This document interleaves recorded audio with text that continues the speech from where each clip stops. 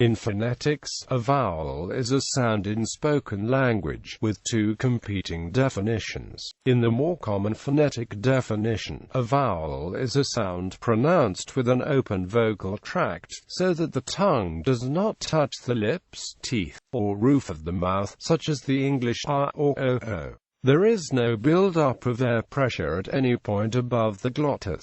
This contrasts with consonants, such as the English sh, which have a constriction or closure at some point along the vocal tract. In the other phonological definition, a vowel is defined as syllabic, the sound that forms the peak of a syllable. A phonetically equivalent but non-syllabic sound is a semivowel. In oral languages, phonetic vowels normally form the peak of many to all syllables, whereas consonants form the onset and coda. Some languages allow other sounds to form the nucleus of a syllable, such as the syllabic L in the English word table or the syllabic R in Serbo-Croatian word vrt, garden. The word vowel comes from the Latin word vocalis, meaning vocal. In English, the word vowel is commonly used to mean both vowel sounds and the written symbols that represent them. Definition. The phonetic definition of vowel does not always match the phonological definition.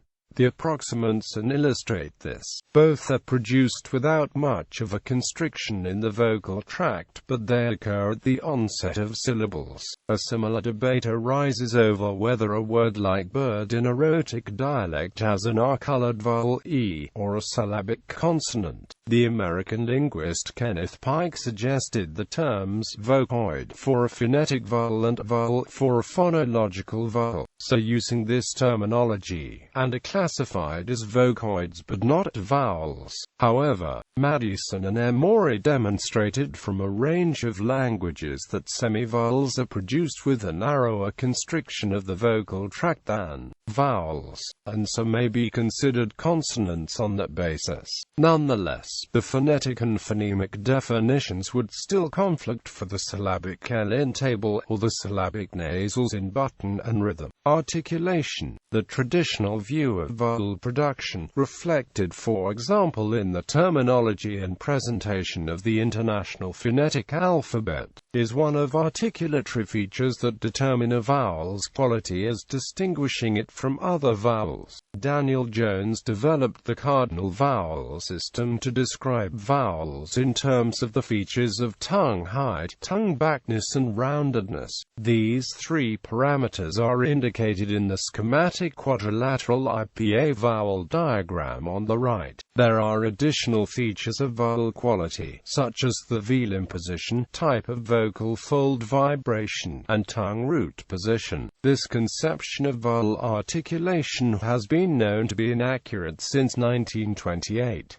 Peter Ladefoged has said that early phoneticians thought they were describing the highest point of the tongue, but they were not. They were actually describing formant frequencies. The IPA handbook concedes that the vowel quadrilateral must be regarded as an abstraction and not a direct mapping of tongue position. Nonetheless, the concept that vowel qualities are determined primarily by tongue position and lip rounding continues to be used in pedagogy, as it provides an intuitive explanation of how vowels are distinguished. Height. Vowel height is named for the vertical position of the tongue relative to either the roof of the mouth or the aperture of the jaw. However, it actually refers to the first formant, abbreviated F1, which is associated with the height of the tongue. Enclosed KLOS vowels, also known as high vowels, such as and. The first formant is consistent with the tongue being positioned close to the palate, high in the mouth, whereas in open vowels, also known as low vowels, such as F1, is consistent with the jaw being open and the tongue being positioned low in the mouth. Height is defined by the inverse of the F1 value. The higher the frequency of the first form and the lower the vowel. The International Phonetic Alphabet defines 7 degrees of vowel height: close, near, close, close, mid, mid, open, near, open, open. The letters are typically used for either close mid or true mid vowels.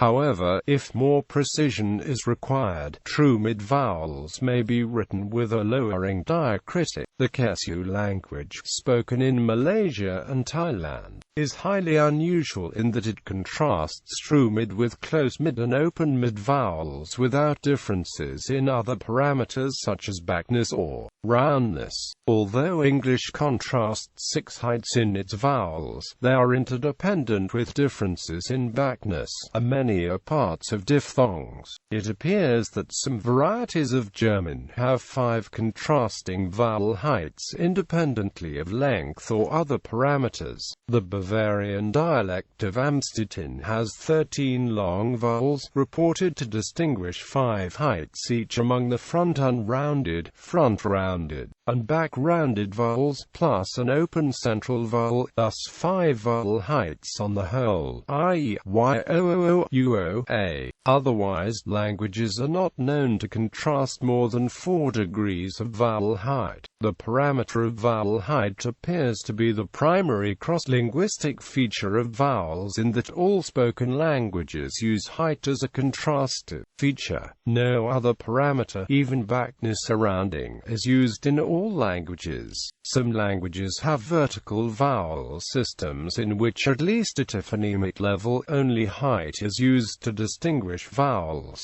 Backness. Vowel backness is named for the position of the tongue during the articulation of a vowel relative to the back of the mouth. As with vowel height, however, it is defined by a formant of the voice, in this case the second, F2, not by the position of the tongue. In front vowels, such as, the frequency of F2 is relatively high, which generally corresponds to a position of the tongue forward in the mouth, whereas in back vowels, such as, F2 is low, consistent with the tongue being positioned towards the back of the mouth. The International Phonetic Alphabet defines 5 degrees of vowel backness: front, near front, central, near back vowel. To them may be added front central and back central, corresponding to the vertical lines separating central from front and back vowel spaces in several IPA diagrams. Although English has vowels at 5 degrees of backness,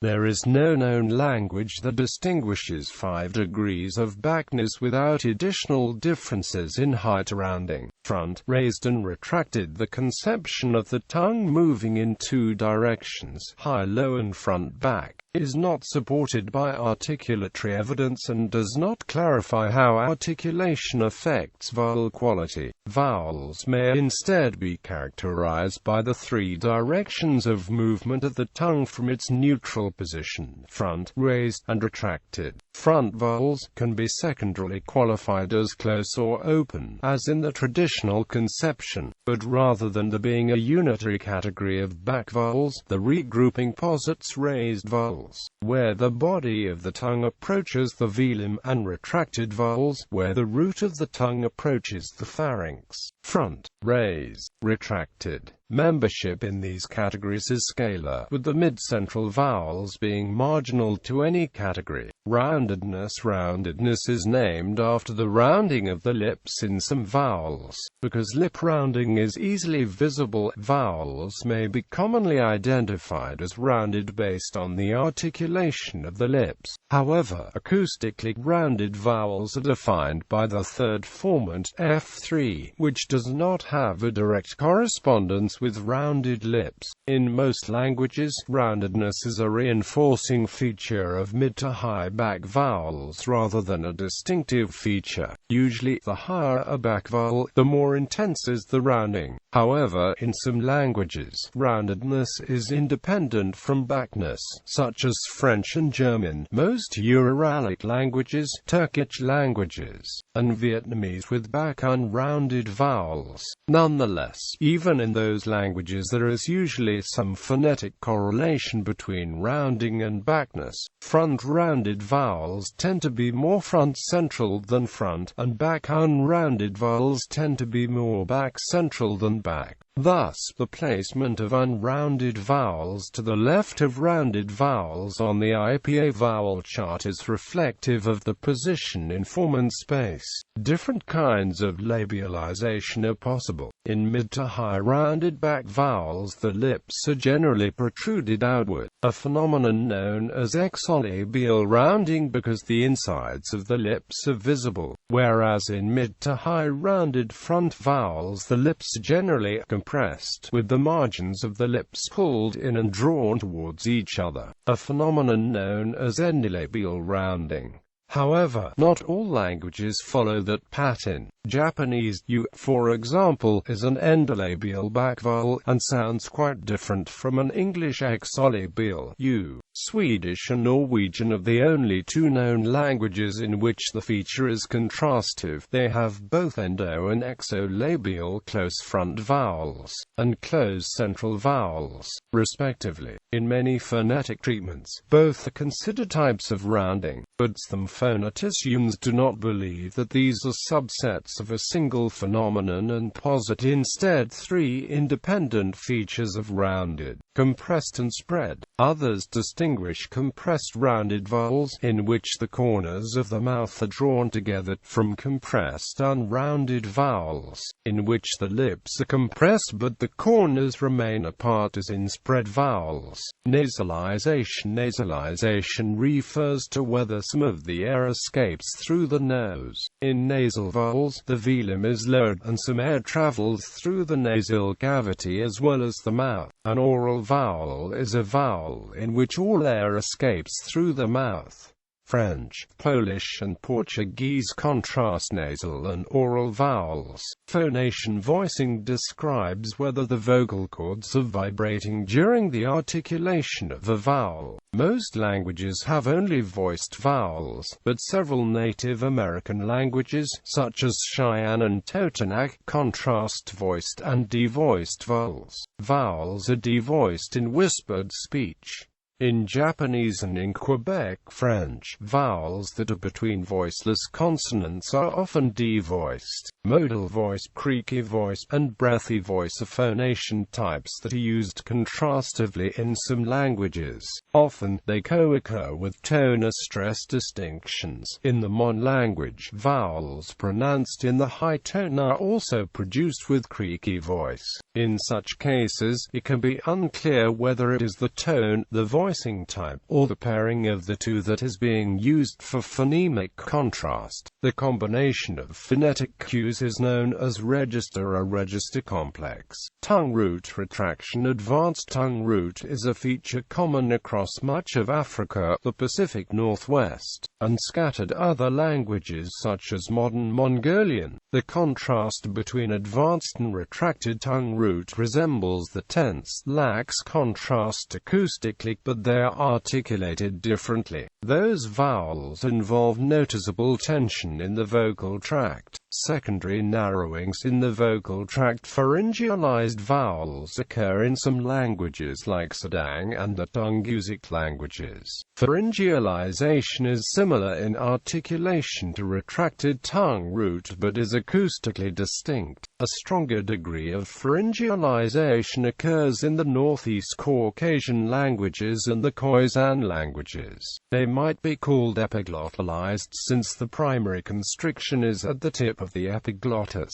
The greatest degree of pharyngealization is found in the strident vowels of the Khoisan languages, where the larynx is raised, and the pharynx constricted, so that either the epiglottis or the arytenoid cartilages vibrate instead of the vocal cords. Note that the terms pharyngealized, epiglottalized, strident, and sphincteric are sometimes used interchangeably. Rhotic vowels. Rhotic vowels are the R-colored vowels of American English and a few other languages.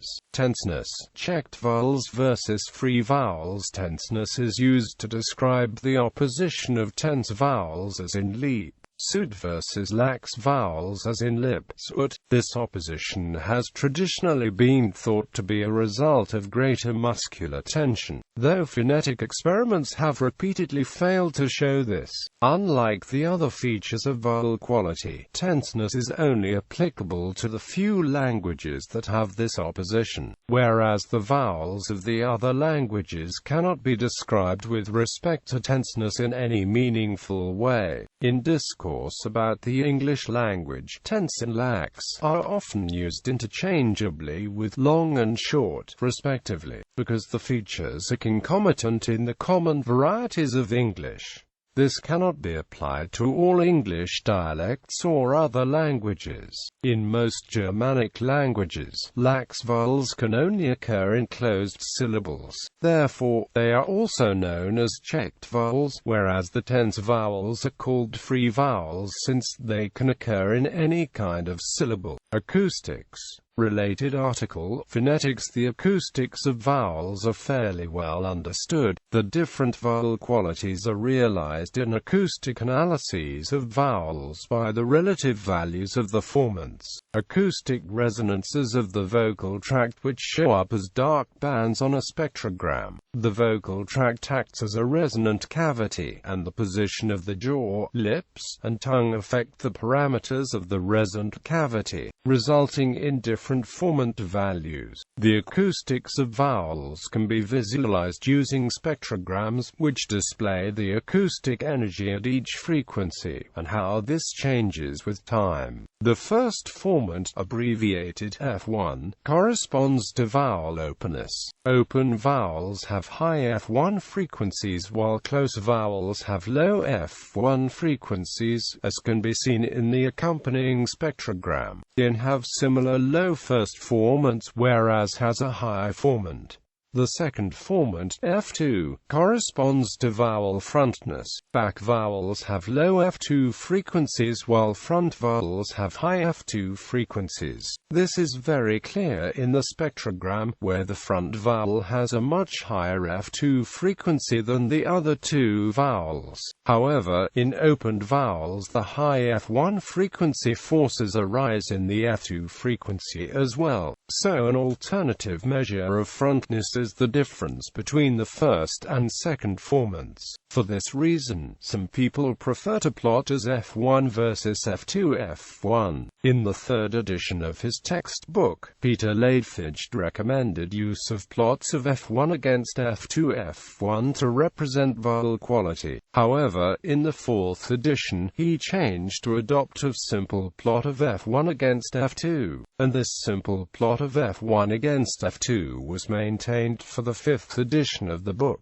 Katrina Hayward compares the two types of plots and concludes that plotting of F1 against F2 F1 is not very satisfactory because of its effect on the placing of the central vowels, so she also recommends use of a simple plot of F1 against F2. In fact, this kind of plot of F1 against F2 has been used by analysts to show the quality of the vowels in a wide range of languages, including RP, the Queen's English, American English, Singapore English, Brunei English, North Frisian, Turkish Kabadian, and various indigenous Australian languages.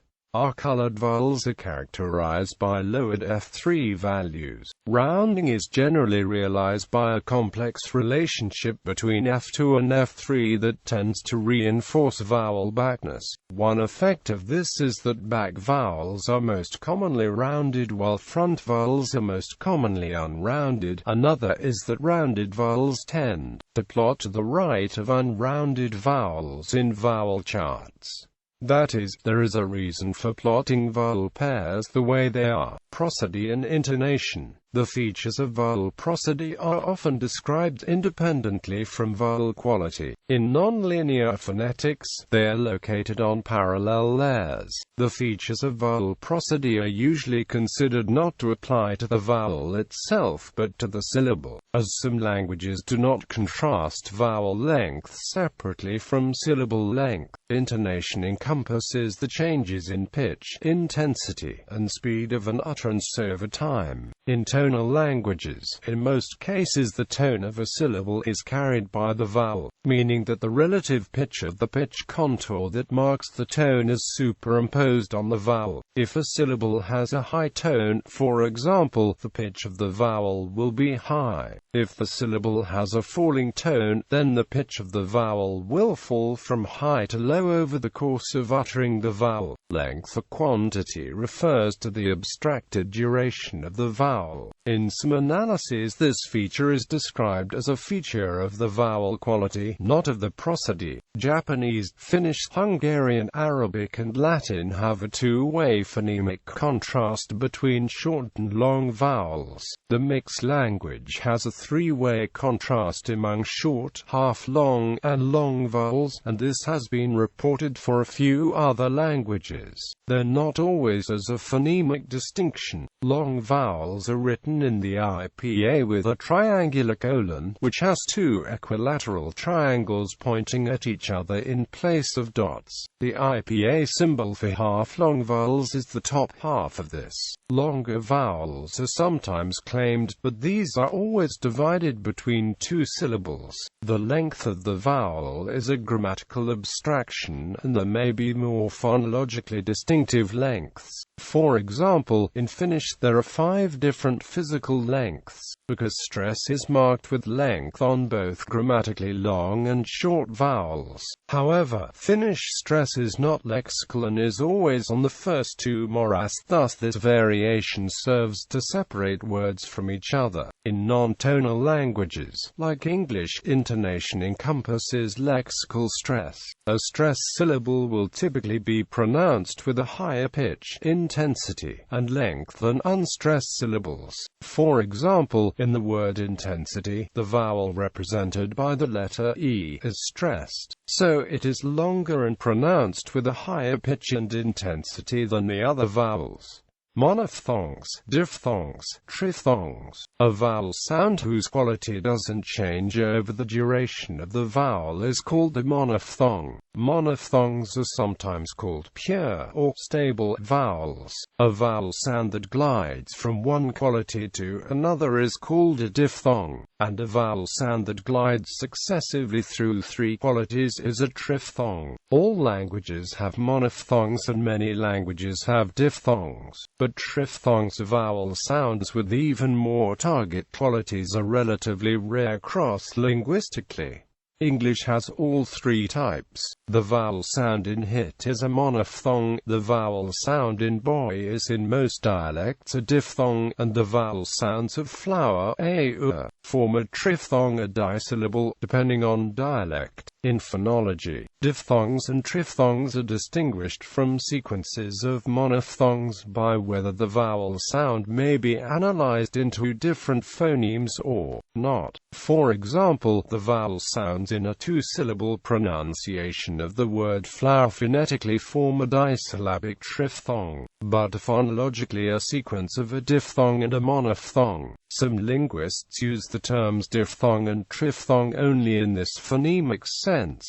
Written vowels. The name vowel is often used for the symbols that represent vowel sounds in a language's writing system, particularly if the language uses an alphabet. In writing systems based on the Latin alphabet, the letters A, E, I, O, U, Y and sometimes others can all be used to represent vowels. However, not all of these letters represent vowels in all languages, or even consistently within one language. Moreover, a vowel might be represented by a letter usually reserved for consonants, or a combination of letters, particularly where one letter represents several sounds at once, or vice versa. Examples from English include IGH in th and X in X-ray. In addition, extensions of the Latin alphabet have such independent vowel letters as A, O, U, A, and O. The phonetic values vary considerably by language, and some languages use I and Y for the consonant e.g., initial I in Italian or Romanian and initial Y in English. In the original Latin alphabet, there was no written distinction between V and U, and the letter represented the approximant and the vowels and, in modern Welsh, the letter W represents these same sounds.